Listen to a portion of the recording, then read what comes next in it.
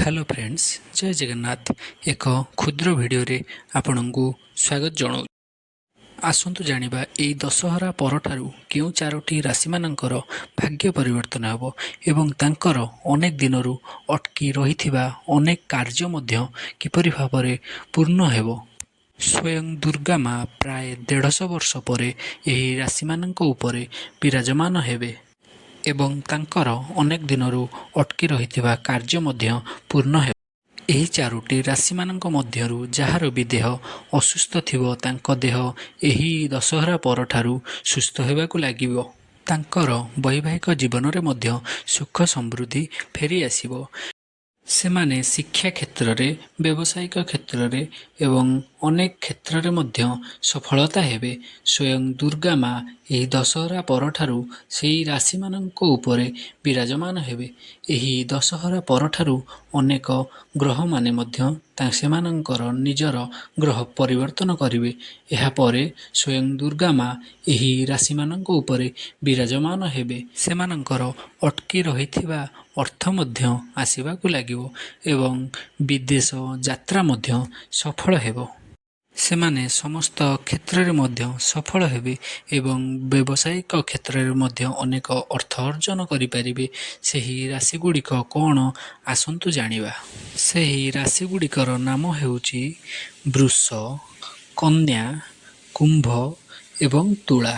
ଏହି ରାଶିମାନଙ୍କର ଲୋକମାନେ ଯଦି ନବମୀ ବ୍ରତ ରଖୁଛନ୍ତି ତାହେଲେ ତାଙ୍କ ଜୀବନରେ ମା ଦୁର୍ଗା ସେମାନଙ୍କ ଉପରେ ଏହି 2025 ମସିହାରେ କୃପା ଅର୍ଜନ କରିବେ ଏବଂ ସେମାନେ ସମସ୍ତ କ୍ଷେତ୍ରରେ ମଧ୍ୟ ସଫଳ ହେବେ।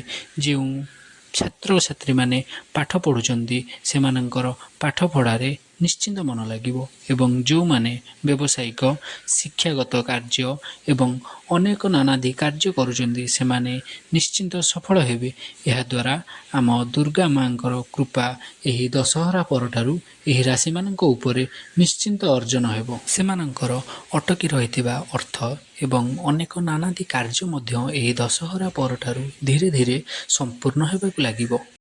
ଏହି ଚାରୋଟି ରାଶିର ବ୍ୟକ୍ତିବିଶେଷମାନେ ଯଦି ଏହି ନବମୀ ବ୍ରତକୁ ରଖୁଛନ୍ତି ତାହେଲେ ସେ ତାଙ୍କ ନିଜର ମଙ୍ଗଳ ସହିତ ତାଙ୍କ ପରିବାରର ମଧ୍ୟ ମଙ୍ଗଳ କାମନା ଠାକୁରଙ୍କ ପାଖରେ କରିପାରିବେ ଏବଂ ସ୍ୱୟଂ ଦୁର୍ଗା ମା ଏହି 2025 ମସିହାରେ ତାଙ୍କର ନିଶ୍ଚିନ୍ତ ସେହି ରାଶିମାନଙ୍କର ଉପରେ କୃପା ଅର୍ଜନ କରିବେ। ଏହି ରାଶିର ବ୍ୟକ୍ତିବିଶେଷମାନେ ଯେଉଁମାନଙ୍କର ବିବାହ କିମ୍ବା ଚାକିରି କ୍ଷେତ୍ରରେ ସମସ୍ୟା ଉପୁଜିଥିଲା ସେମାନେ ଏହି ନବମୀ ବ୍ରତ କରନ୍ତୁ। ସେମାନଙ୍କର ନିଶ୍ଚିନ୍ତ ଚାକିରି ହେବା ସହିତ ଯେଉଁମାନଙ୍କର ବିବାହରେ ସମସ୍ୟା ଉପୁଜିଥିଲା ସେମାନଙ୍କର ବିବାହ ମଧ୍ୟ ନିଶ୍ଚିନ୍ତ ହୋଇପାରିବ।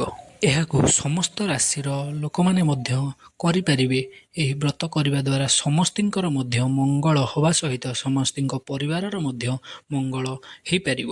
ଏହାକୁ ଆମେ ସମସ୍ତ ରାଶିର ଲୋକମାନେ ମଧ୍ୟ କରିବା ଅତି ଆବଶ୍ୟକ ହୋଇଥାଏ। ଏତିକି କହି ଆମେ ଏହି ଭିଡ଼ିଓଟିକୁ ସମାପ୍ତ କରୁଛୁ। ଆପଣମାନେ ଯଦି ଏହି ଚ୍ୟାନେଲଟିକୁ ନୂଆ କରି ଆସିଥିବେ ଦୟାକରି ନିଶ୍ଚିନ୍ତ ଭାବରେ ସବସ୍କ୍ରାଇବ୍ କରିଦିଅନ୍ତୁ, କାରଣ ଏହାଦ୍ୱାରା ଆମର ଯେତିକ ନୂଆ ଭିଡ଼ିଓ ଆସିଥିବ ଆପଣ ପ୍ରଥମେ ଦେଖିପାରିବେ ଏବଂ ମାଙ୍କର କୃପାରେ ମଧ୍ୟ ଆପଣ ନିଶ୍ଚିନ୍ତ କରୁଣା ପାଇପାରିବେ। ଏତିକି କହିକି ଏହି ଭିଡ଼ିଓଟିକୁ ସମାପ୍ତ କରୁଛୁ। ଜୟ ଜଗନ୍ନାଥ।